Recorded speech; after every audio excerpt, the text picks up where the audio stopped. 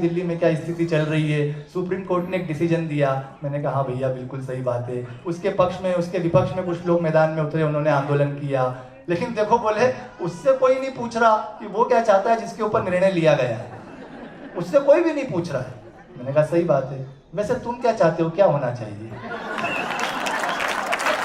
बहुत बहुत अच्छा लग रहा है। दिल्ली एक बड़ा प्यारा शहर है आप सब लोगों का, और कल से जब यहाँ हम घूम रहे हैं, यहाँ आए हैं, मैं इंदौर से आया हूँ। दरअसल तो जब भी हम किसी एक शहर से आते हैं दूसरे शहर में जाते हैं तो बातचीत होती है कि इंदौर अच्छा है या दिल्ली अच्छा है, यहाँ क्या अच्छा है, वहाँ क्या अच्छा है। तो आपके विभाग के भी कुछ लोगों से मंच पे आने के पूर्व पीछे बात हो रही थी, तो काफ़ी देर तक विचार विमर्श चलता रहा कि कौन सा शहर अच्छा है। मुझे जो समझ में आया, मैंने कहा ठीक है मैं मंच पर जाकर के इसका आपको फाइनल रिजल्ट बताऊंगा, कंक्लूजन कि कौन सा शहर अच्छा है। देखिए सीधी सी बात है, जिसका जन्म इंदौर में हुआ, जिसकी शिक्षा इंदौर में हुई, जिसको संस्कार इंदौर से मिले, उसके लिए इंदौर अच्छा है। और जिसका जन्म दिल्ली में हुआ, जिसकी शिक्षा दिल्ली में हुई, जिसको संस्कार दिल्ली से मिले, उसे ये समझना चाहिए कि इंदौर अच्छा है।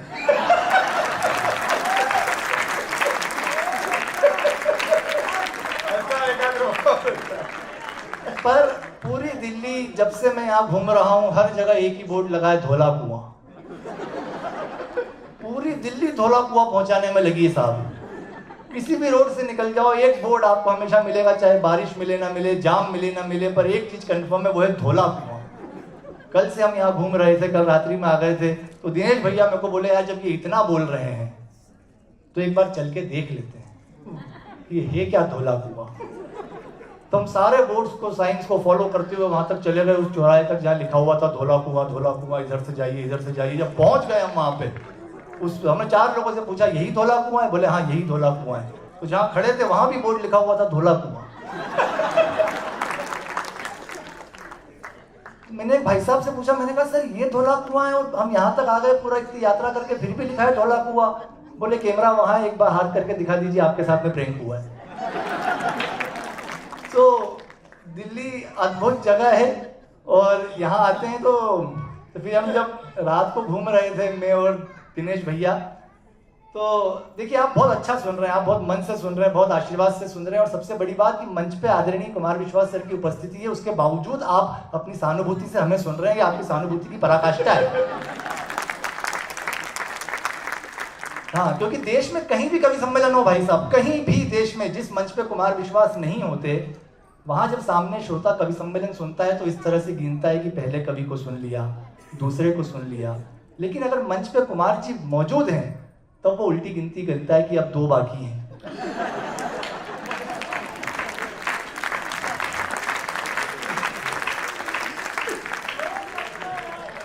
अब 1 बाकी है।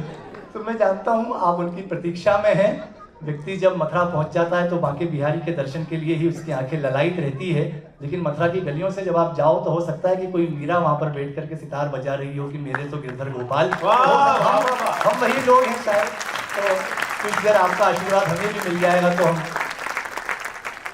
आदरणीय सर का सानिध्य मिलना हमारे लिए, विनोद भाई के लिए, मेरे लिए, पल्लवी के लिए बहुत बड़ी बात है। हमने अपने कवि सम्मेलन की यात्रा शुरू की, दिनेश भैया को तो काफ़ी समय हो चुका है, सर के साथ भी, हिंदी कवि सम्मेलन के मंचों पर भी, पर हमने अभी अभी अपनी यात्रा शुरू करी है। हमारे लिए सर का सानिध्य बिल्कुल वैसे ही है जैसे पांडवों के साथ में योगेश्वर श्री कृष्ण आकर के खड़े हो जाएं, तो उस तरीके से हम आपके बीच में खड़े हैं।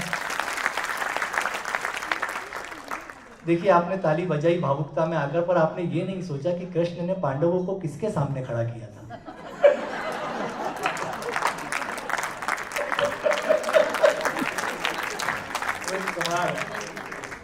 तो आप कौन हुए? नहीं सर, जो आप सोच रहे हो तो मैं बोल ही नहीं सकता, और वो भी तब तक जब तक मेरा पेमेंट नहीं हुआ है।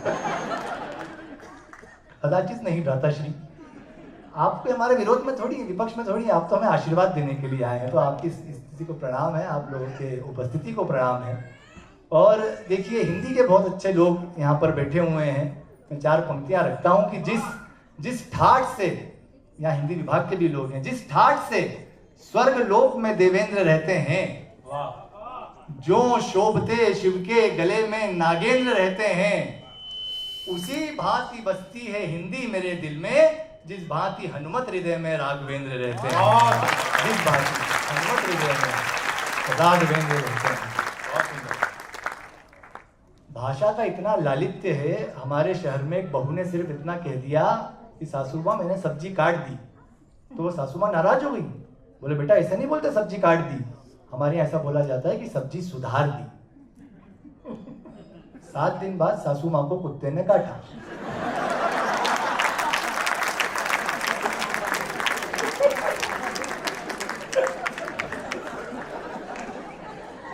मेरे इस कुत्ते से काटने वाले जोक का वर्तमान परिदृश्य से वास्तविकता से कोई लेना देना, इसे मात्र एक संजोग ही माना जाए। देश में वो स्थिति चल रही है। आप लोग बहुत बहुत अच्छा सुन रहे हैं। दिनेश भैया के साथ जब मैं कल रात को घूम रहा था, धोला कुआं से हम निकले, हम कार से निकले एक गाड़ी के आगे। सर सच्ची घटना है कल रात की। धोला कुआं से जब हम साइड में से निकले, वहां से रास्ते में से, तो एक गाड़ी को हमने ओवरटेक कर लिया। जब ओवरटेक कर लिया तो वो नाराज हुआ। उसकी नंबर प्लेट हरियाणा की थी, तो वो आया हमारी गाड़ी के पास में, गाड़ी रुकवाई उसने। तो दिनेश भैया ने देख लिया, बोले यार ये हरियाणा की गाड़ी है, ये कहा थोड़ा खतरे की घंटी है, इसको संभालना और हो सके तो हरियाणवी में बात करना, उससे वजन आएगा। मैंने कहा सर भैया आप ही बात कर लो। बोले मैं इतना बड़ा कभी मार खाता अच्छा लगूंगा? तो मैं गाड़ी से उतरा, वो आया सामने से, बोले कौन है तू? अब मुझे हरियाणवी तो आती नहीं। मैंने अपनी जिंदगी की सर पूरी हरियाणवी याद करी। मैं इंदौर का रहने वाला हिंदी भाषी प्रदेश से आता हूँ। पूरी हरियाणवी याद करी। मैंने कहा मैं क्या बोल सकता हूँ? उसने बोला कौन है तू? मैंने कहा मारी छोरी छोरों से कम है क्या?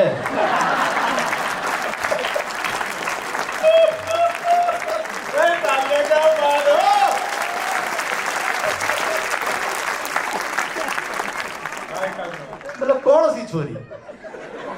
मैंने कहा कितना बबीता। बोले यो कौन है? मैंने कहा दंगल वाली। बोले आप फिर देखो दंगल दिखाएं। तो पहले तो वो मुझे मारने वाले थे, बाद में उन्होंने कूटा। पर ये वास्तव में हमारी स्थिति है। तो दिनेश भैया बैठे हुए थे, मैंने कहा भैया आपने आज मार पड़वा दी जबरदस्ती मुझको, लेकिन बहुत स्नेह करते हैं, बहुत प्यार करते हैं। आज सुबह जब होटल में बैठ के उनसे मेरी चर्चा हो रही थी, मेरी बातचीत हो रही थी। देखिए छोटी सी बात से व्यंग निकल के आता है, बातचीत में बात निकल के आती है। बोले एक आगे तुमने सुना होगा अभी दिल्ली में क्या स्थिति चल रही है, सुप्रीम कोर्ट ने एक डिसीजन दिया। मैंने कहा हाँ भैया बिल्कुल सही बात है। उसके पक्ष में उसके विपक्ष में कुछ लोग मैदान में उतरे, उन्होंने आंदोलन किया, लेकिन देखो बोले उससे कोई नहीं पूछ रहा कि वो क्या चाहता है जिसके ऊपर निर्णय लिया गया है, उससे कोई भी नहीं पूछ रहा है। मैंने कहा सही बात है, वैसे तुम क्या चाहते हो, क्या होना चाहिए?